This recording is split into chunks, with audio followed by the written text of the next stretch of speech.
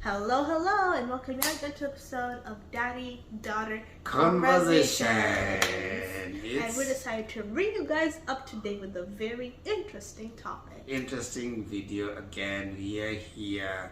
Thank you always so much for joining us and always subscribing to our channel because this is us. When you see us, you know it's a Friday and it is a Daddy-Daughter Conversation. We really thank you for those who have already subscribed, and those who are coming in, kindly subscribe and hit the notification bell so that anytime we drop a video, you are able to see it. Without further ado, let us jump straight into our topic of today. Now, there's something that happens maybe to most people. They go through what you call losses. And today we want to talk about how to adjust to a loss. Have you ever lost anything? Mm-hmm. Like what? I lost my grandma.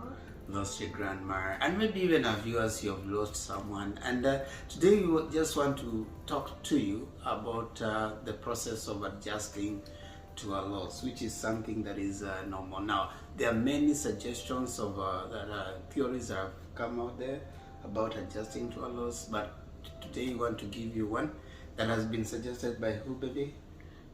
Elizabeth Kubler-Ross. Yeah, Elizabeth Kubler-Ross. She's one person who has studied how we adjust to grief and loss. So if you lose someone, he has suggested that these are some of the psychological way what people go through. So even as we give them the support, we appreciate what they are going through, isn't it, baby? Because yes, you went through them too. Mm-hmm. And it doesn't just happen when you lose someone. Even when you lose a pet, when you lose a pen, when you lose a friend, when you're moving from one place to another, you lose people, you lose friendships, you lose places. Can this also work for like breakups and stuff? Yeah, even those who are breaking up, you're losing someone. So that is also part of what happens. You're losing something. You are detaching yourself from something. So that's what grief is. That is what grief and loss happen. So here we are, and to take you through is us. The best daddy-daughter duo. This is the best daddy-daughter duo that you can find anywhere. Do the boom. Boom. There's a picture. The best daddy-daughter conversation duo that you can find anywhere, you know, and of course stay right in here every time. But baby, so what are some of this? What are the stages? What happens the first time you realize that you have lost something or someone? Shock. Yeah, so you get that you're breaking up, or someone tells you that I'm not gonna be with you again. Or you got fired. Or you get fired. Yeah. First step is shock. Yeah, you are shocked because you didn't expect it to happen. So that's a normal reaction. In fact, you need to appreciate that as a psychological reaction, normal reaction to an abnormal situation. You didn't expect it, but it happened. Nobody expects to lose someone. You don't expect to lose a friend. So the first time you hear about it is shock. Yeah. What? Can you even little gasps? Or just yeah, you know, your eyes dilate, digestion. Sometimes you can either get into high levels of your stomach can start running or something. Yeah, high levels of nausea. Yeah, and some people can even develop, you can have a heart attack in such times when, just by hearing that. What is the next thing that happens? Denial. Mm-hmm. So that when they're like, oh, that didn't happen, you try to deny it. You'd be like, no, that didn't happen. Yeah. So you're like trying to prove like, hey, this has not happened. My dad did die. He couldn't have died. Mm-hmm. Mm-hmm. So when you're in denial, first of all, you want to tell yourself that it didn't what? Happen. Yeah, it didn't happen, because if you tell yourself it happened, then you're likely to suffer from it. So we go on stage 3. Stage 3, anger and frustration. Yeah, when you move, what happens at anger and frustration, baby? Like you start to get angry at the person, yourself. Like in that case, like if they got really sick and died, like you're angry at the doctors. You're angry at, well, why did I find this out sooner? Why did this happen? Yeah. Why did they die so quickly? Why did he break up with me? I was such a good person. why did that happen? Why did I not get accepted to that audition? I did so good. I worked way harder than all the other people. Okay, yeah. So you start getting angry. You can get angry at yourself, right? You can also get angry at God. Yeah. You can also get angry at God. Yeah. Like, God, I thought you had my back on this. I pray every day. Yeah. Why did I have to fail? I go to church. I even eat that Holy Communion bread even though I don't want to. I go to church so early. How come I clean up the church. I stayed there late to clean up and the church. And the way I was singing in the choir, how did you let that person leave me? And I sometimes can even get mad at the person too. Even the person, yeah. So you can be like, I was such a good person. I was such a good person. If it's a breakup. Yeah. And if it is a dying, you're saying, why did you have to die right now? Yeah. You know, you can get angry with the person who has died. Yeah, you can also get angry, like, why did you leave me so quickly? So quickly, yeah. So that's part of the psychological stuff that goes on in there. And then the next stage is what? Depression. So sometimes it can be really crippling sadness.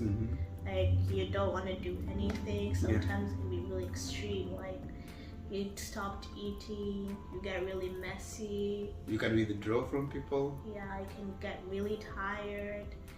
And stuff like that. It just gets really sad.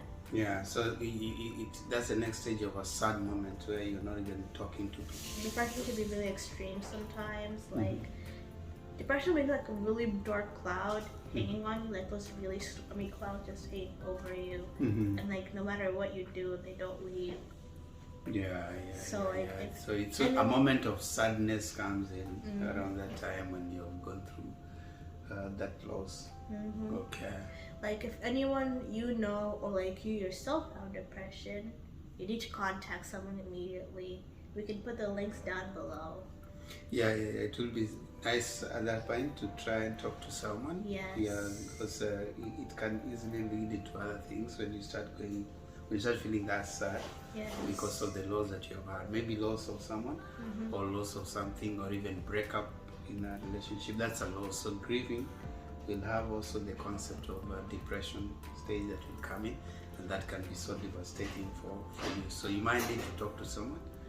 Yeah, it's a process of dealing with the loss, but that is the point at which someone can easily go down and even hurt themselves. You know, they can become suicidal, where you can decide that, okay, fine, enough with this world. That's why some people decide that now they're going to leave this world because they can't live no more without the people. Or their lives can also become, affected for a long time. Please, they have some links down below. If any of you or someone that you know is considering suicide, please click those links down below to seek for help immediately. Yeah.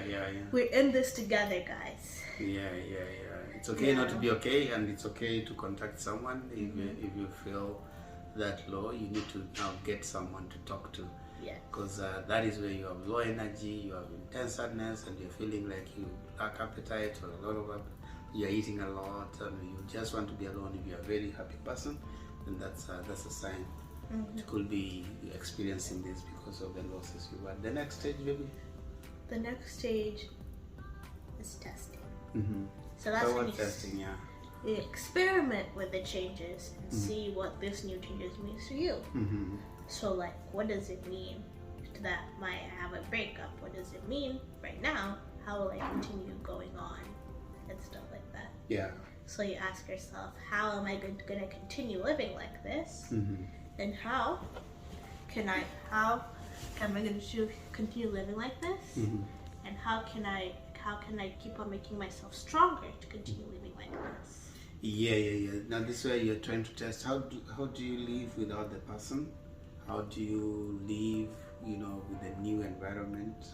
Like you said about breakup, if someone left you, how do you stay without that person now, isn't it? Yeah, you start testing the environment, you start moving around, you start seeing, okay, is it possible for me to even live with the changes?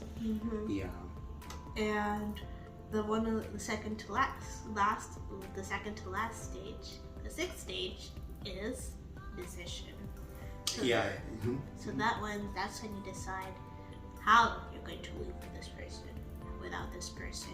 Whether you're going to do it, whether you continue becoming sad, or you're going to live life to the fullest that you can be.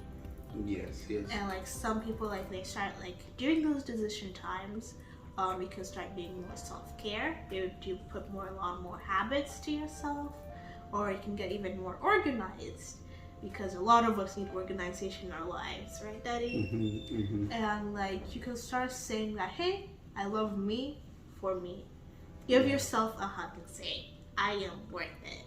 Yes. So like always saying, I agree with you. At that point is where now you want to do new things, you want to engage in new hobbies, or you can decide, now I'm gonna stay this low forever. So that's the part you're making a decision now. You've already tested and you've decided, okay, fine, I'm gonna live my life. I was there before this person came on, and I can still get someone else. I'm still, if it is a breakup, you can still go out there and meet new people. You're making decisions to that. I'm gonna take care of myself. I'm gonna make myself available in situations that are gonna make me happy. So that's something you're making a decision to do. That is second to last, the sixth stage of dealing with the loss. If it is someone that you've lost because of death, now you are learning to live without them. You're finding other ways of expressing your emotions, whether it's now getting new ways and new places, or going to a therapist, to talk to a therapist. Yeah, it's good to share with a therapist. It's good to find someone you can talk to. Like Lulu and I, we talk a lot. She talks to me, I talk to her. And even Daddy himself has a lot of patients that he talks to. Yes. He's a therapist. Yeah. I talk to many people, and that is part of what I've done for the better part of my life. And like talking helps a lot. You may not necessarily find a solution by talking, but sharing that information with someone will make you feel better. It's good to find someone you can talk to. It's good to find someone that you can share. It's good to find a place where you can let your heart, isn't it, baby? Just let your heart out, isn't it? Yeah, for me, that's my home. And like other hobbies, like your home base, for me, it's orchestra. Yeah, orchestra, where now they talk. And for her, also, playing music helps you a lot, right? Yeah. Playing music, and also like watching self-care videos. I don't know why, but like every time I see other people being confident about who they are, it makes me feel also confident about myself. So like you see other people confident, and like I'm confident too. I can do whatever I need to do. I am worth it, and I can do it. That's for you, that's for me, that's for you. Yes, we all find sometimes when you feel low, but it's important for us to make that decision that you're going to always look at taking care of yourself. So self-care is very important, knowing that you need it in your life. Every time you can listen to other people, you can talk to someone, you can write journals, like journaling a lot, to journal your thoughts out, so that you can find that restful moments in your head. And as you interact, it gives you a better energy, isn't it, maybe? Yeah, as you talk to people. Yes, and the final stage, integration. Now that means that this is the final stage. This is the new you in a new reality, figuring out how to live. Yeah, new you, new reality. You have already gotten to that new reality. That okay, fine. This is how it's gonna be. If it is a relationship, it has ended, so you have grieved it out and it's gone. If it is someone who has gone because they passed on, you've now gotten a new reality that they're not gonna be there with you for the better part of your life. So you integrating, you're getting into now the new way of living, which is the final part according to Kubler-Ross. Like now you are getting into a better way of living, which is what she tells us about. Now, these are the 7 stages of dealing with grief. Now, it takes different time for different people, should I say that. It is not like there's a time frame that you will take to achieve certain levels of the 7 stages. They're not like they follow each other. You may flip back and forth with them because they're not necessarily following each other like that, but you shouldn't give up. You need to keep on knowing that it's a movement that you need to have for you to achieve health and healing in your mental health and also emotional health. Physical health. So that's about it today, baby. We were teaching you how to handle grief if you lose someone, and if you see these things happening to you, know that there are signs of you dealing with loss and grief. What has happened to you, and of course now you know. Now you know. Now as we live right now, I mean, it's a loss. You're gonna see us next week, so you're gonna go through those stages. Are you shocked that you're living? Oh no. Okay, I'm gonna give you guys 2 seconds to subscribe. Are you ready? 1, 2. Thank you so much for subscribing, and thank you for being part of this family. See you again in our next show on Friday. Until then,